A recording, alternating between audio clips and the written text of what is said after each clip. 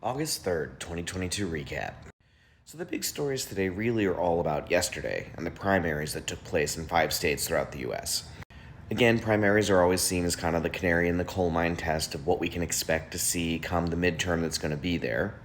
And with respect to the candidates we're going to get in November, there was a question, especially in the Republican Party, where there has been so much infighting. Is it going to be the party of Donald Trump's selections, or is it going to be the party that's split, where he doesn't have as much power as he used to? Oh, he got the power.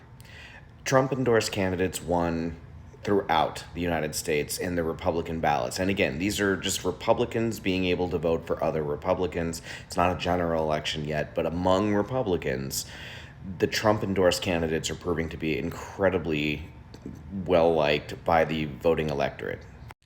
Democrats are pretty much focusing on incumbents. There's not a whole lot of new blood coming out, and they're trying to really avoid situations like what happened, like when Alexandria Ocasio-Cortez won hers a few years ago, where she took over the primary from a longtime Democrat that had been there and really surprised the people in New York that she was able to do that.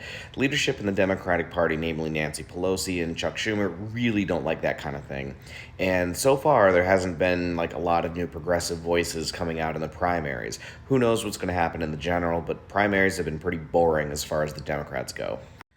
All eyes are on what's going to happen with respect to Congress this week as well. We've got several different pieces of legislation, and guess what? It comes down to a couple of Democrats that are going to make the decision on whether or not things are going to pass.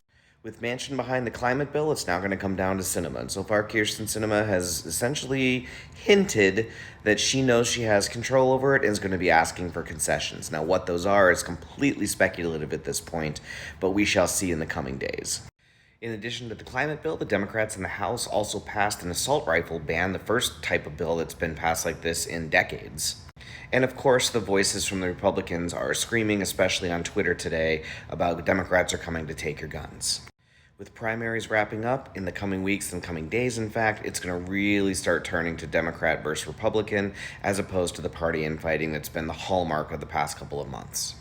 Lastly, conspiracy theorist and Sandy Hook shooting denier Alex Jones was in court today and was completely caught off guard, as you can see in his reaction, to being told that an entire cloned digital copy of his cell phone had been inadvertently turned over to the prosecution, and lots of guesses are being made about what is on that device.